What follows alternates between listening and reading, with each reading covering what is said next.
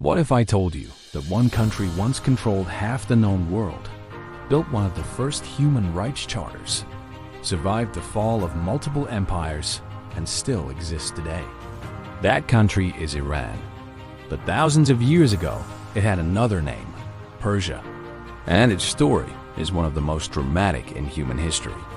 Our story begins around 550 BCE. A young leader named Cyrus the Great did something almost impossible. He united the Persian tribes, defeated the powerful Median Empire, and launched what would become the first Persian Empire. Within a few decades, Persia expanded across the map: Egypt, Mesopotamia, Central Asia.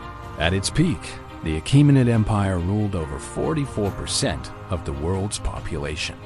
That's the largest share of humanity ever governed by one empire. But Cyrus wasn't just a conqueror. He allowed conquered peoples to keep their religions and cultures. When he conquered Babylon, he even allowed the Jewish people to return home and rebuild Jerusalem. Some historians consider his decree, as recorded on the Cyrus Cylinder, one of the earliest human rights documents in history. But Persia's golden age wouldn't last forever, because a young king from Macedonia was coming. His name was Alexander the Great. In 334 BCE, he invaded Persia. Within a few years, the unimaginable happened. The greatest empire on earth collapsed. Alexander burned the ceremonial capital Persepolis and ended 2 centuries of Persian rule. But Persia didn't disappear. It waited. After Alexander's empire fractured, new Persian powers rose again.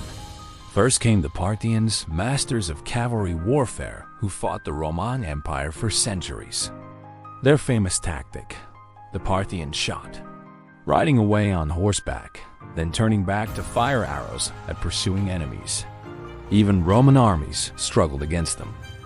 But the next Persian Empire would be even stronger, the Sasanian Empire. From 224 to 651 CE, the Sasanians rebuilt Persia into a superpower. They built massive cities, advanced engineering, and promoted the ancient religion of Zoroastrianism. For centuries, they fought their greatest rival, the Byzantine Empire. But both empires were exhausted by endless war. And that's when a new force emerged from Arabia. In the 7th century, Arab armies carrying the message of Islam swept across the Middle East. The Sasanian Empire collapsed. Persia became part of the growing Islamic world. But something interesting happened. Instead of disappearing, Persian culture reshaped the Islamic world itself. Persian became a major literary language. Poets like Ferdowsi preserved ancient Persian history. Mystics like Rumi became some of the most famous poets on earth. Persia had lost its empire, but not its identity. Centuries later, Persia would find new strength and identity. A young leader named Shah Ismail founded the Safavid Empire. But he made one decision that changed the entire Middle East forever. He declared Shia Islam the official religion of Persia. This permanently divided the region between Shia Iran and its Sunni neighbors. The Safavid capital, Isfahan, became one of the most beautiful cities in the world. Travelers at the time said, Isfahan is half the world. But again, Persia's empire would eventually weaken. By the 1800s, foreign powers like Britain and Russia were interfering heavily in Iran.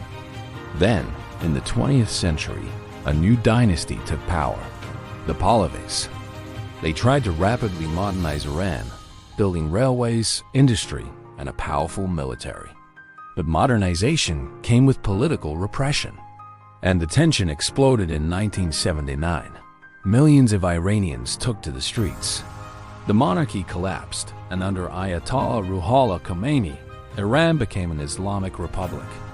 It was one of the most dramatic revolutions of the modern era, and it reshaped Middle Eastern politics forever. Through each rise and fall, the story comes full circle.